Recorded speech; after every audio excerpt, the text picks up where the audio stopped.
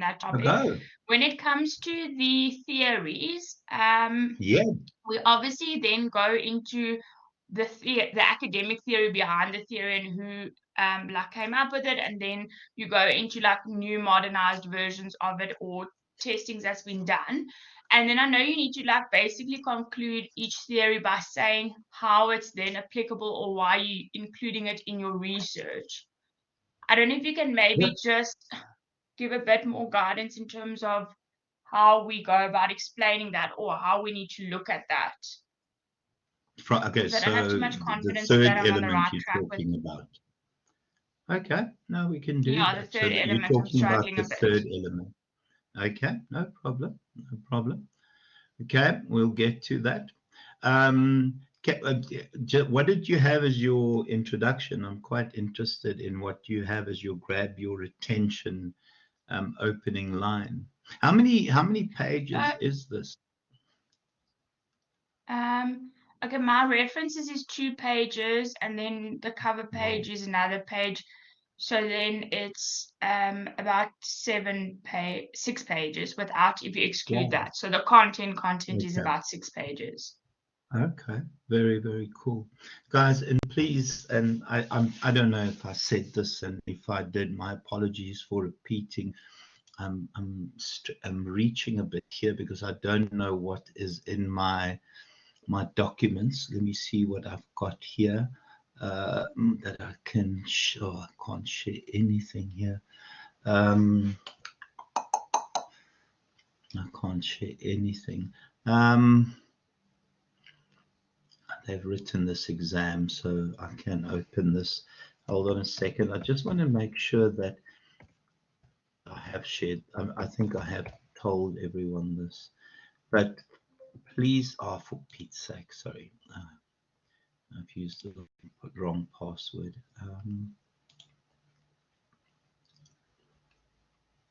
Shucks, my apologies.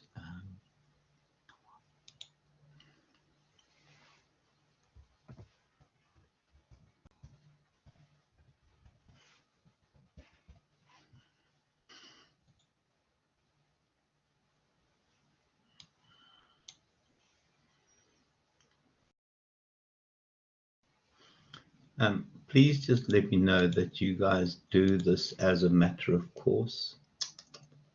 Go down, you idiot.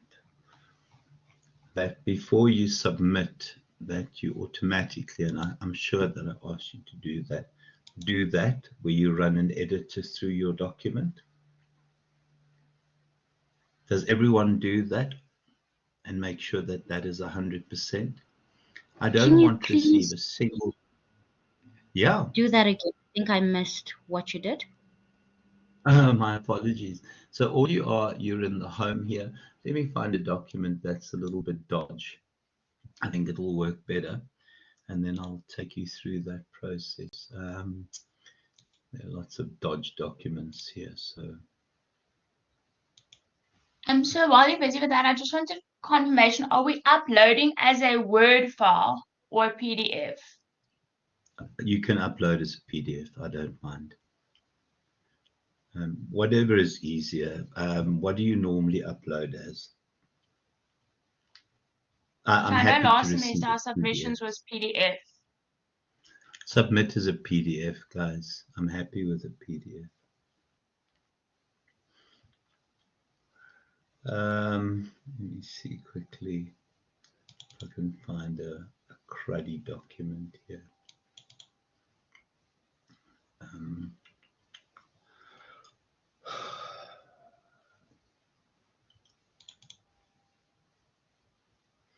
Okay, so this is not my stuff. This comes from someone else.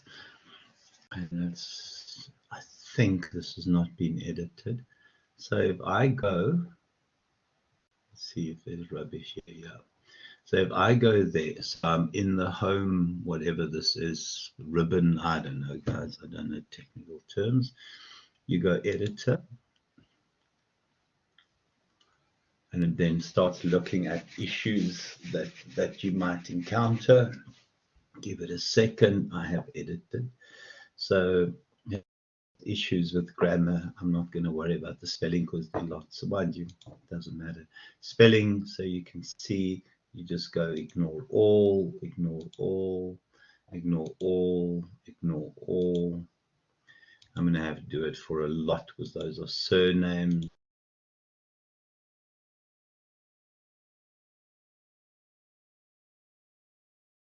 You can fix, and then you keep fixing. Ignore all.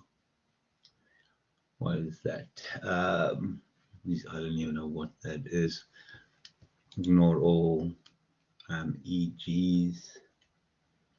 Oh, I can't do that, but anyway. So whatever you don't want, and you carry on until you get to 100% score, and you fix where you can. So yeah, that I can fix. Ignore all. It's a name. Go slows. Go slows, delete repeated word, fatties and monies, ignore all, delictual, yeah, okay, delictual, in fact, is a word, add to dictionary, water tech, ignore all. Then you just work through your document, tunneling double L, so you fix that, the numbers drop, and then you work through your grammar errors, legitimate comma. I'm not going to go and do it, Ariel. And then you work until you get to 100%, save the document and submit. It's just you do the editor. If you have got Grammarly and it does, yeah, Mads, Grammarly is amazing. Grammarly is astonishing. Grammarly is better than this. If you don't have Grammarly, this is not ideal. It's not perfect, but it's a darn sight better than not submitting it, using the editor function. Okay, who does this as a matter of course? Who always uses this before they submit? If you have Grammarly, Grammarly is better than this. Okay. If you've got Grammarly, then don't worry about this. If you want to double check, but I wouldn't. Grammarly is astonishing. Guys, I don't want to, okay, AMS, that's perfect as well. Guys, I don't want to receive anything that has not been edited because I'm not your language editor. I really, yeah, Michelle, but OCD is a good thing, boy. OCD is a bloody good thing. Okay, I'm just going to delete that. I'm not going to save so that I can use it as an example again. Okay, you just download it for free, Ransom. So just so just download it. You just go into Google, download. There's a free version of Grammarly, easy as that. And it's just to play with it, but it really is good. Okay, well. So please don't submit anything that hasn't been run through some editor. I would suggest to download Grammarly. It is really, really very good. Okay. Right. Okay. So that's Matt's done. Madeline, your introduction, is it good? Is it flow? Is it what you expect? Is it something that grabs the attention? In my perspective, I think it does. For you that's going to read it, it does the same thing. But yeah, I think it did. I spent a lot of time because I understand the importance of introduction. So I kind of first did research to understand what I'm actually going to do my thesis on. And then I came back and did the introduction to kind of give it more context. Very and cool. So that I can see I have an understanding of what I'm going to lead in. Yeah. I don't want to know yet. I'd rather be surprised by it. Okay, I'd rather be surprised by it. Okay, so I'll come to the discussion of the theories.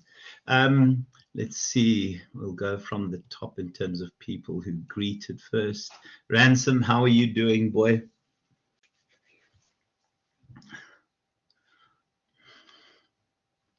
Boyo, Ransom, can you hear me? Yeah. Yeah. Yes.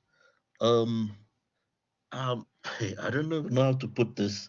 I think it's my for the introduction. I don't know how it sounds, but I don't know. Let me read it out. Yeah, go for it. I said the only constant in life is change. And then this timeless adage attributed to the Greek philosopher Heraclitus resonates profoundly in the context of Generation X, a generation uniquely positioned at the crossroads of analog and digital ages. Born between the early 1960s and the 1980s, Generation X has borne witness to a remarkable technological evolution that has That's very cool, redefined. Boyo. That's very cool. You don't have to read further. That's cool. Okay, That's very cool. But That's very technical. I'm struggling with references. Oh, well, there must be references. You can easily, why don't you just reference the time frame, Generation X? Let's go reference the time frame. All right. You don't need to reference more. You can reference where you found the philosopher from. You can reference that. Okay. Don't worry about that. Just, you know, you can easily reference. It's the way you blend it. That's bloody good. Your writing is immaculate, boy. The writing is cool. Okay, boy. Very cool. Anything else that you're concerned about in the first submission? For now, no, nothing yet. Okay, that's brilliant, boy. Okay. Whitney, how's it going? I think it's going okay.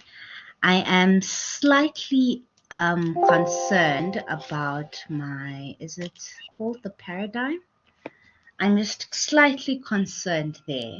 I'm not so sure if I'm doing the right thing, but everywhere else I feel like everything else is okay. I'm just kind of stuck at that point. I don't really, but I'm looking at previous examples also to just try and get ideas, but uncertainty lies in that portion for now. We've got that. Now we can look at it again. Yeah, please look at those examples that are uploaded onto the WhatsApp group, guys. I mean, I uploaded what to me is some of the cream of the crop. Okay. Yeah. For the quantitative stuff, please look at Nicole's. For the qualitative stuff, please look at Jackie's. Those are two bloody good examples of what has been done in terms of this before. It is really excellent examples. Yeah, we'll go through that, Whitney, no problem. Michelle, how's it going, boy? You started at a bit of a disadvantage.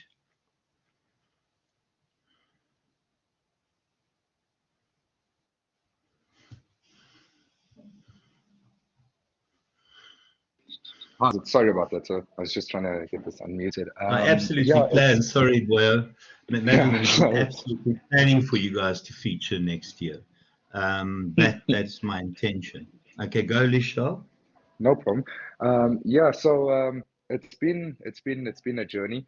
I have gotten, from what I believe, like I did use your examples that you have put on. I've gone through a few of those, and I used it to try and how can I say, steer my way through the assignments. So yeah, I guess that's where I am with it at the moment. I'm a bit concerned with my word count though, that to keep within that limit of those 2,000 words, like because I found whilst I was doing my research that I found there's more than one theory that supports and kind of aids my research further. Now when I amalgamate them, like it just pushes me slightly over the word count. So I'm just trying to, I think that's my biggest concern at the moment. So yeah, the reality is the more you go over now, boy, the more you have to edit back in that final document. And remember, the final document gets moderated, and that becomes a headache. So I can't, maybe now I can turn a bit of a blind eye, but in that final document, fantastic, I get moderated. So be very, very careful. You don't want to go back and have to destroy what you created. That was really good. So the more we are cautious now, the better.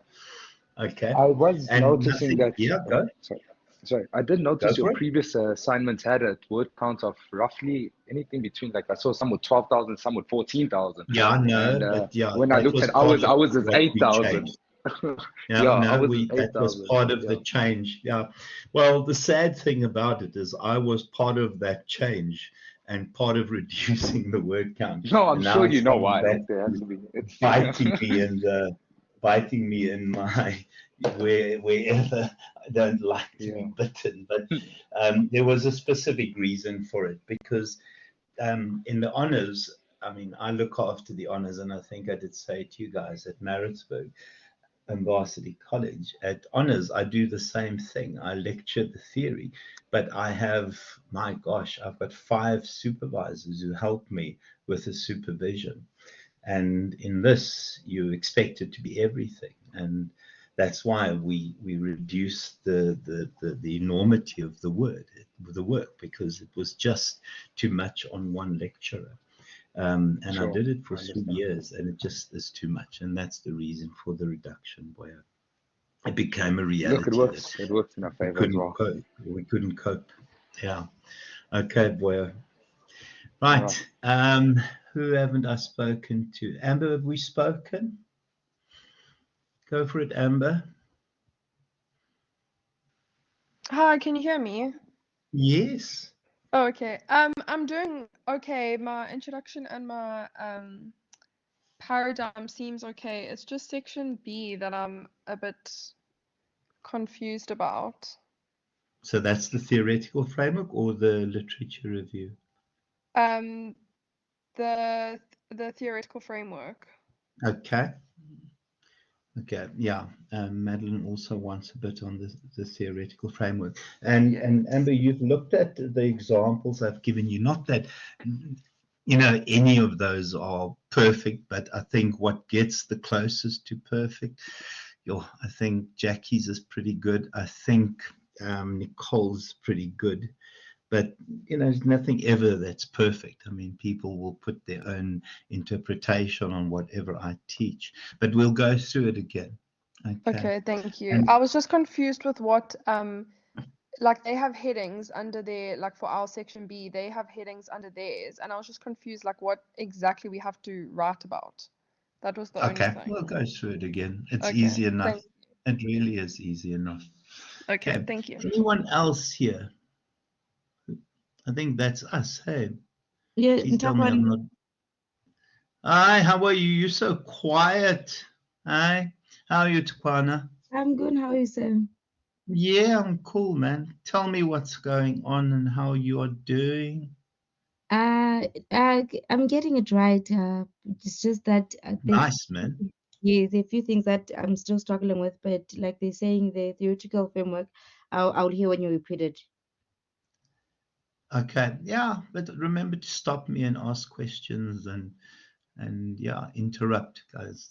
I really am not one of these guys that want to see hands, and I prefer that we talk to each other because I think we're in this boat together, and we'll make this work. And Madeline, to be honest with you, I will bloody well make sure, and we are going to very, very bloody well make sure that some of these appear as my selected choices next year that I share, because this is a new batch. It is a changed set of criteria. So you guys better make sure that I have something to work with next year. It's on you and my Westville class to give me some magic to work with.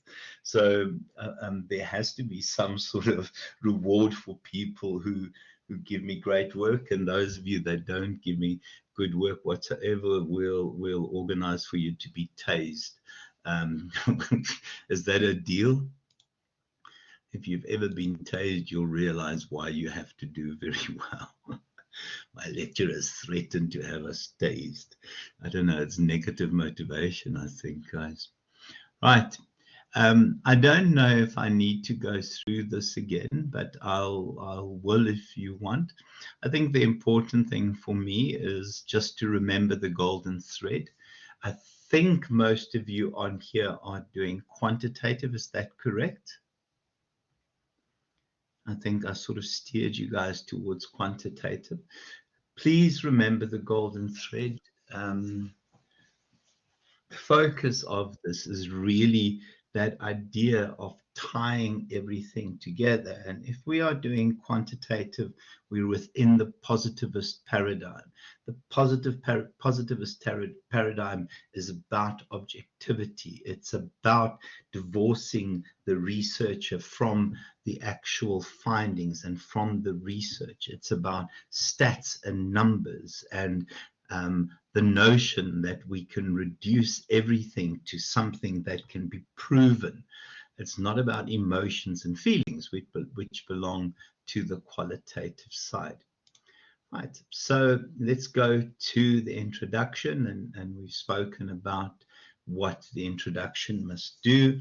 I have a very jumbled brain, and it comes from adult ADHD, and I therefore have to think in terms of frameworks. So for me, an introduction does a number of things, and if you can check your introduction in addition to what's in the rubric, an introduction grabs the reader's attention.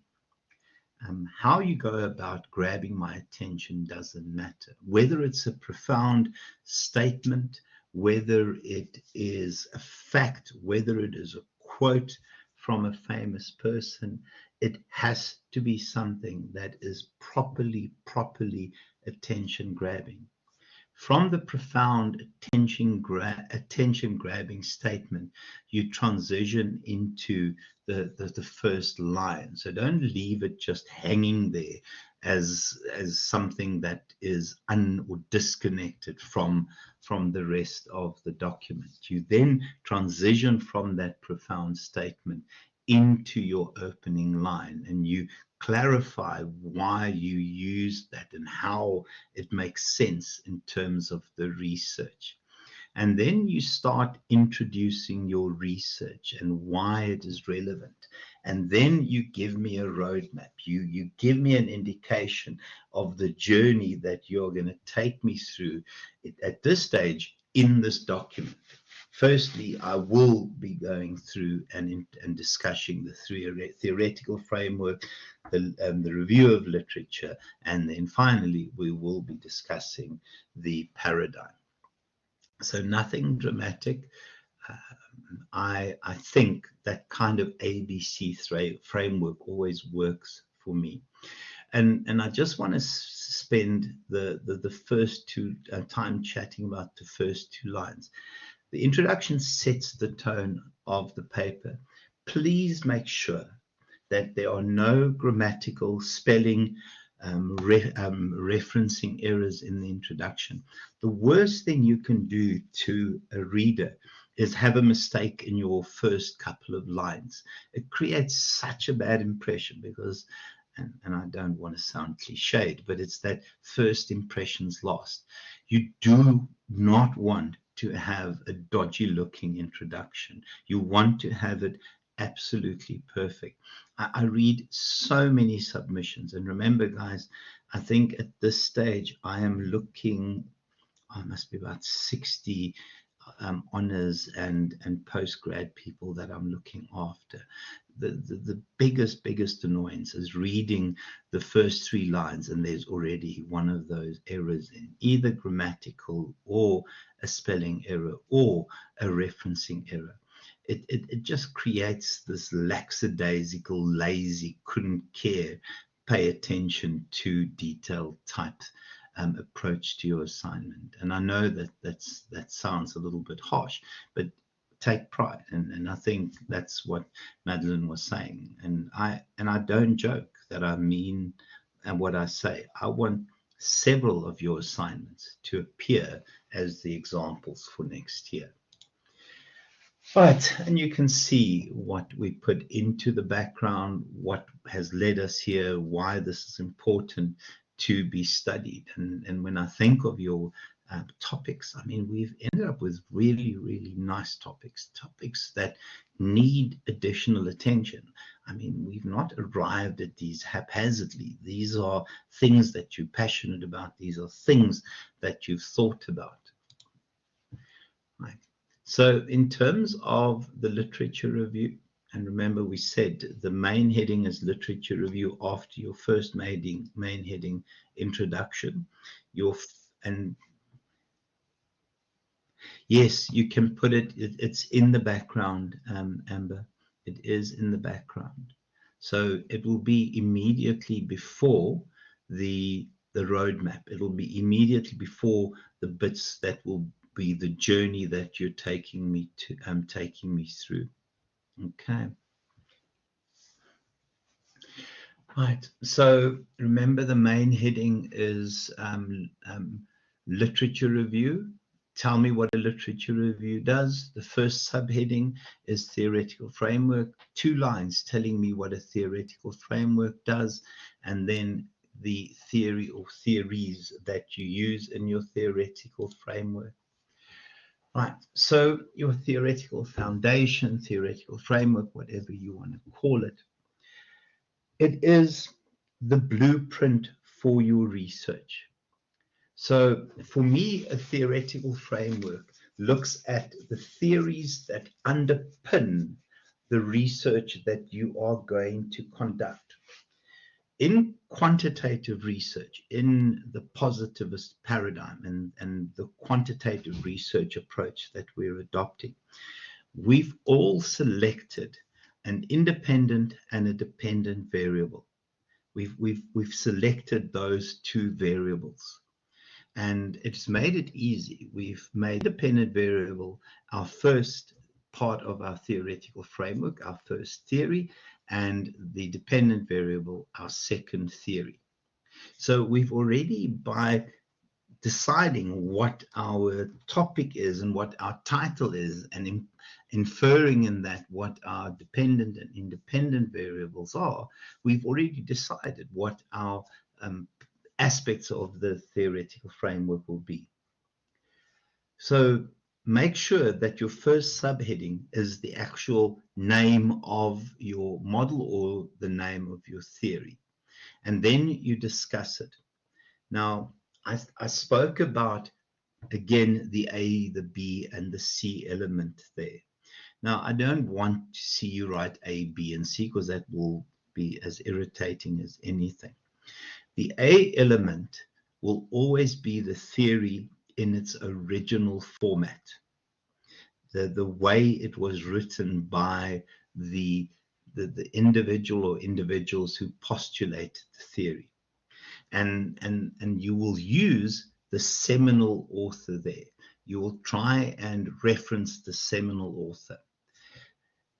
If that seminal author is referred to in another textbook, I do not want to see, I'm going to use Hertzberg in Robbins 2000 and something.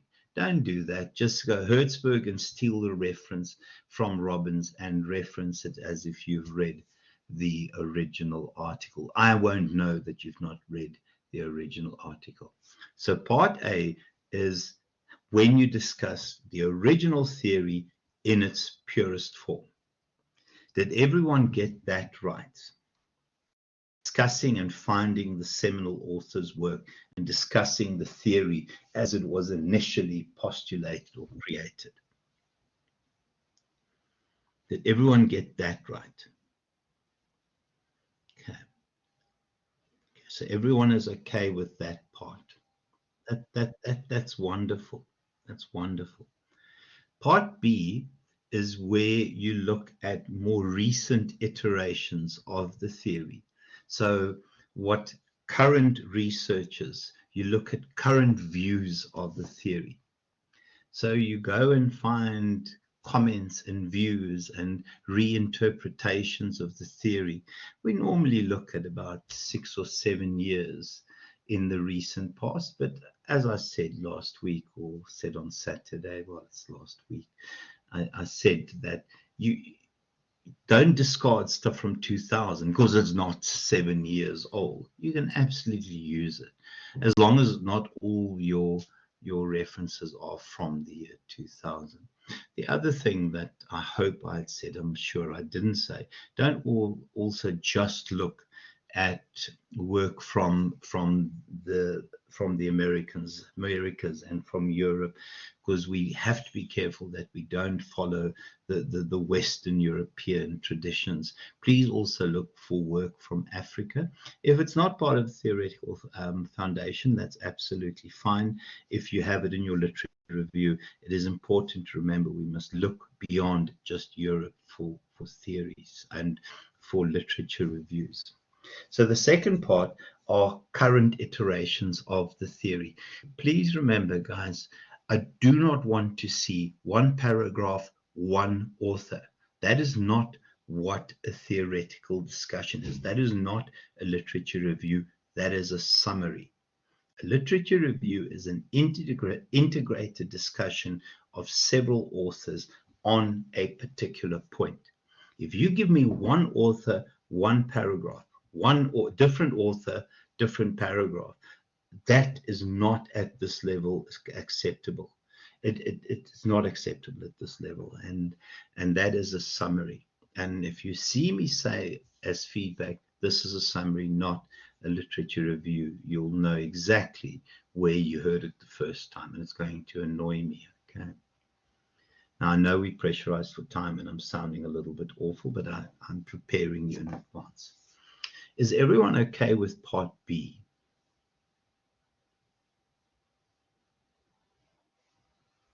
Okay, Mads. I need to see some more yeses, guys. Okay, Ransom. Abs, thank you. Whitney, thank you. Okay, Tawana, thank you. Now, this is where I know you guys are struggling, and I know that Madeline, you struggled because your theory was about customers, but I think I think the clouds opened a little bit when we spoke. The third part is where you tell me why this theory is relevant for your research, and that to me is an essential part of research. So what we do here is we tell the reader the reason why we're using this theory to frame our research. Why is this theory relevant? Why is this theory necessary? Why do we consider this theory essential and an essential part of framing our research? So you really have to say, I have used the theory, the perceived value theory, as employees, as customers of the performance appraisal system, essentially have to give us an idea of how much value they perceive in the actual process in order to understand whether they will trust the process ultimately. So you, and I'm using Madeline's research, you have to tell me why this theory is an essential feature of your research. And the only way you can do that is by bringing it into the context of your research. You have to tell me why this theory relates to your research. Sorry, guys, I don't have better words than that to explain it. Does that make more sense? Oh, gosh, it's gone quiet. Okay, Amber. Amber, I think you said you struggled with that. Okay, Madeline. Taquana, I think you're struggling with that. Okay, Ransom, you said a little bit. Ask me, and I can explain again, Lishal. Ransom, so what are your two theories in your theoretical framework? And remind me of your title, Boya.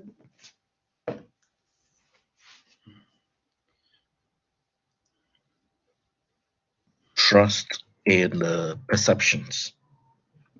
Of what, Boya? What are we looking at? Trust and perceptions of online, let me just get it quickly. Trust and perceptions of self-efficacy in the use of technology and adopting. Okay. So self-efficacy, we're using Bandura's theory, is that right? Yeah, that's correct. Bandura's theory. So it's the belief in your own abilities in being able to cope with online studies. Is that about it? I'm just using it my own terminology. Yes. Yeah, that's the line that I took. Okay, so essentially, the reason we've selected self-efficacy as part of our theoretical framework is in order to understand from the perspective of students whether they will adjust to online studies, is to first of all appreciate whether they trust themselves in their own abilities to cope with the technological aspects of the technological aspects of the platforms provided to facilitate the learning. In order to understand whether they actually will believe in themselves, it is essential that we get a sense of that using the self-efficacy theory as our criteria for measuring their own belief in their own abilities. It's now not great English, but you're already steering us towards your research there. So the only way we will know whether they have self-efficacy is if we measure their self-efficacy. And in order to measure their self-efficacy, we have to use some sort of model. And Bandura lends itself naturally to that. Don't know if that makes sense, Boya. Yeah, absolutely, Whitney, 100%. Why is this theory an essential part of making this research work? Ransom, does that make more sense? And don't be shy if it doesn't, Boya. Okay. Yes, it cool. Does. It does. I'll work through this. Okay. Okay, very, very cool. Okay. So, guys, that to me is important. You have to tell me why these theories are essential. The other, Matt, the other thing that I want to see, but we are building towards perfection, I also want to start talking about linking sentences. So once you've done your first theory, I want you to transition to the second theory. So don't just leave the theories hanging like separate elements on a washing line. I want to see a transition sentence. So, sorry, Boya, Ransom, yours would be, so once we have a sense of a person's self-belief in their own abilities to master technology associated with online learning, it is important to also understand then whether they trust themselves to cope with the learning at hand. So you transition to your second, and I can't remember what your second theory is, but you transition to your second theory, and you almost introduce the second theory before you put the heading in. So remember those transition sentences, but I'm not worried about that at this stage. I will make mention of that in my feedback. But guys, we are building towards perfection. Now I sound, yeah, but we are building towards perfect. Yeah. Oh yes, yeah, Michelle, I want to see a conclusion. You don't hand in anything to me without a conclusion. Don't ever hand in anything without a conclusion. Okay, I want to see a conclusion. I don't know if there's anything in the rubric. I'm pretty sure there's something in the rubric. Okay. Just remember to have that transition sentence. Okay. Right. And then your review of your literature. I'm not going through this. At this stage, you should have your themes already. These are other elements of the literature review that I have to look at. Sorry, I'll go one back. These are other elements. So I have to look at the themes. I have to look at your argumentation. I have to look at the flow. I have to look at whether it's a literature review or a summary.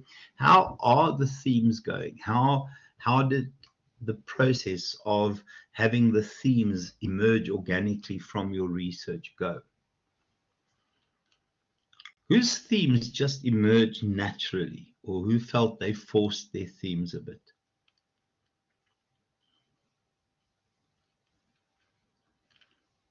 Whose themes emerged organically? Naturally, sorry. I sound like I should belong in a hippie farm somewhere.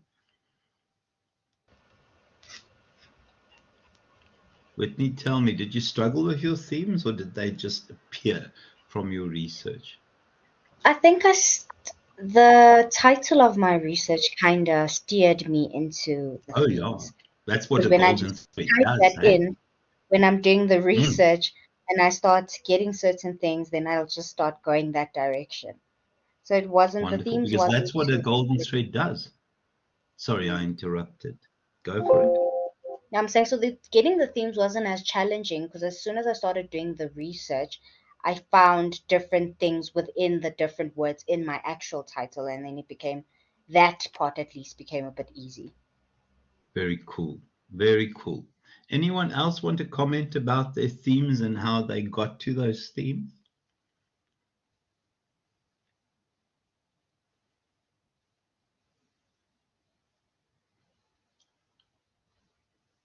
So I'm assuming at this stage everyone has themes and all themes are busy emerging.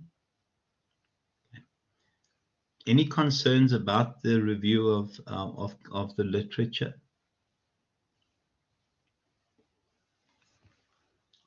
Okay, that's pretty cool. Now,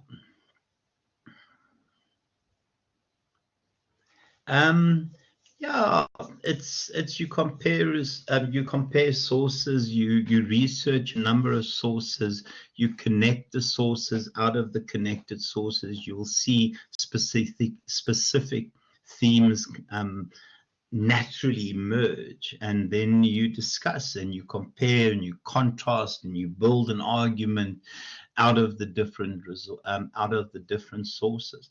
And yeah, there's some nice examples of especially Jackie and again Nicole, how they constructed their arguments, and also how they contrasted different points of view. But yeah, yeah, I don't know if it's a study, but it's a number of studies that have taken place.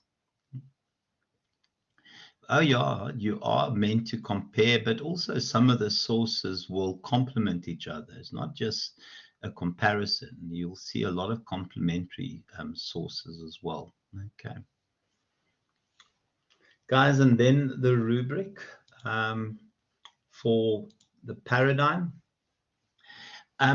I don't want to see too much of this. What is the word count for the paradigm? It's 300. So that's not a hell of a lot, hey? Mads, how many? 300 is not even a page, is it? No, it's like about 3/4 if you do like the spacing, So, you know, the 1.5. It's about 3/4, right? 1.5. And is it Arial what? Arial 11 or Arial 12? The guidelines.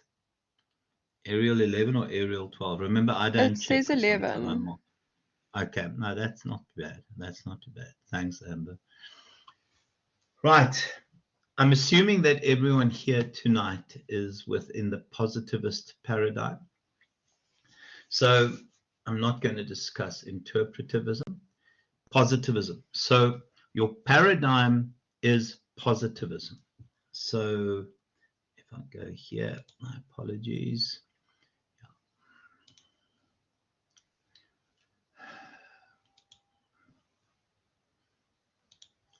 So remember, the paradigm at the top is the umbrella concept, and it's not the best looking umbrella. I'm not even completing it. But the umbrella is positivism, okay? Can't write with a mouse. The methodology within that is quantitative. Okay. Now remember, it goes that direction all the time. It doesn't go the other way around. Positivism is always going to be the first thing. Positivism will always precede the actual methodology. The methodology is quantitative research. So please remember that you don't lead with quantitative, you lead with the positivist paradigm. I also said last week, and maybe I said it on Saturday morning when we met, but a paradigm is a mindset. It guides our view of the world. It guides the way we think about the world, how we interact with the world. And I spoke about how paradigms shift over time, and I might have mentioned how the paradigm about aging has changed around 2008. Prior to 2008, we viewed aging as something to be slowed down. Now, after that, we started viewing aging as a disease to be cured. And the moment you have that paradigm shift, everything changes in terms of how you approach aging. The same thing with positivism, interpretivism, and the whole range of other new paradigms that have emerged. We are adopting a positivist paradigm. So in terms of a positivist paradigm, we are doing quantitative research. You can't do qualitative research. So as somebody who adopts a positive paradigm, your reality is that there is only one single objective reality.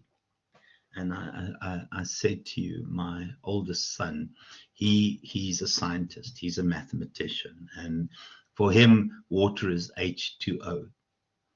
For me, water is a swim in the ocean, it's relaxation, etc. From what we consider to be valid knowledge, in terms of positivism, the research is always independent, is separate from what is being researched. The axiological assumption is that the role of values is about objectivity. It's objectively measuring everything. The way we write is always in the third person. And you make sure that you use words like respondent, validity, reliability, generalizability. Guys, and the process is deductive. Now, when we think of deductive research, is we go from the general, which is the theory, to specific.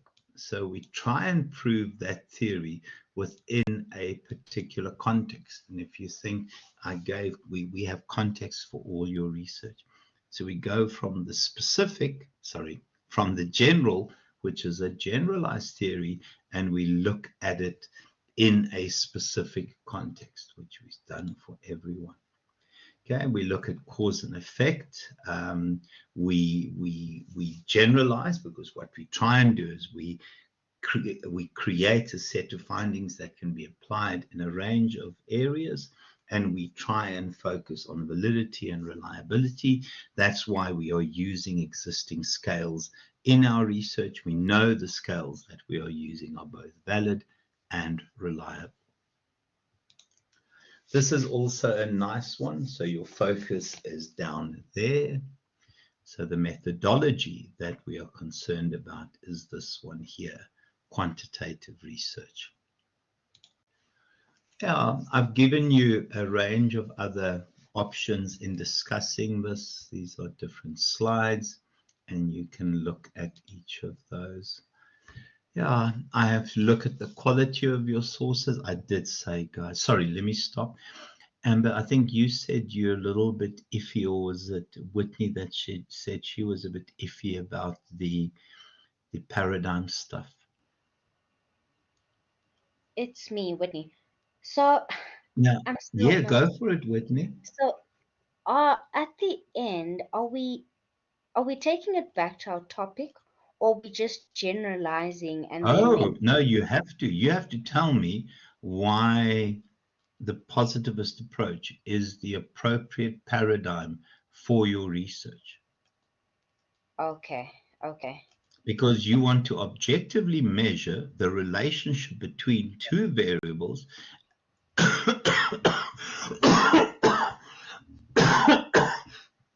and that's why we've chosen the positive paradigm because it gives us the opportunity to use quantitative research, and that allows for validity, reliability, and objectivity. Simple as that. And You have then to tell last me why. question, do we need to get Yes. into the research paradigms, or do we not? The ontology and stuff, do we need to get into that, I or wouldn't delve in. No, those are just aspects of the research paradigm. They're not research paradigms, they're aspects of the research paradigm. You don't have to delve very deep into that. I won't even penalize if you don't use those terms, okay? It's only 300 words, okay? That's exactly it. And that's the intention, actually, Amber, is that we don't want you guys to get bogged down in the quagmire of epistemology, axiology, and all that horse manure, okay?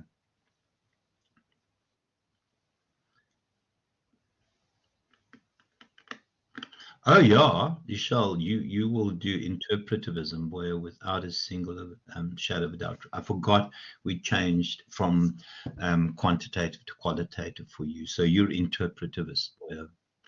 Okay. Amber, then you're also interpretivist, okay? Can I just ask, I think Lachelle asked about the conclusions.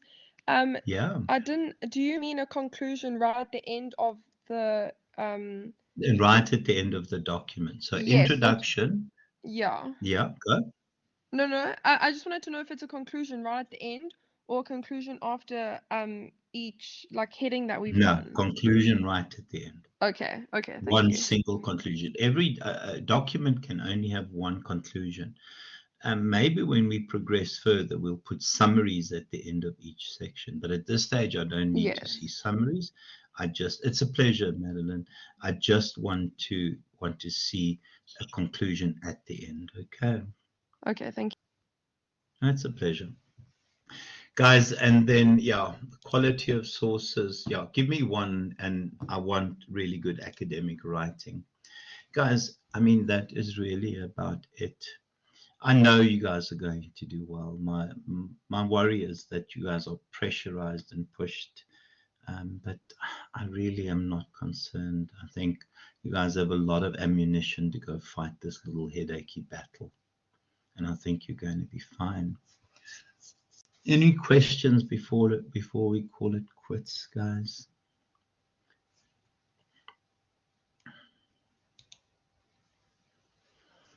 Hi, sir. Sorry, I just wanted to confirm. Earlier you told me with the word count for this submission, it would be a bit more lenient. However, on the final submission, if I was on the final submission, I'd have to cut down. 10%, boy.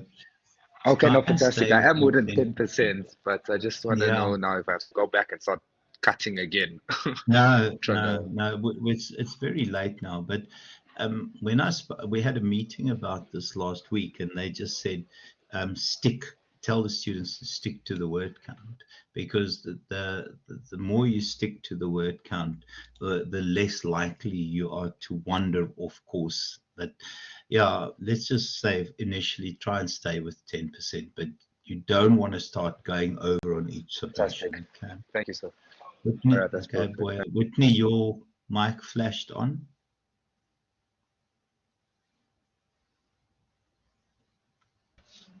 Nothing from my side. I think it was a mistake.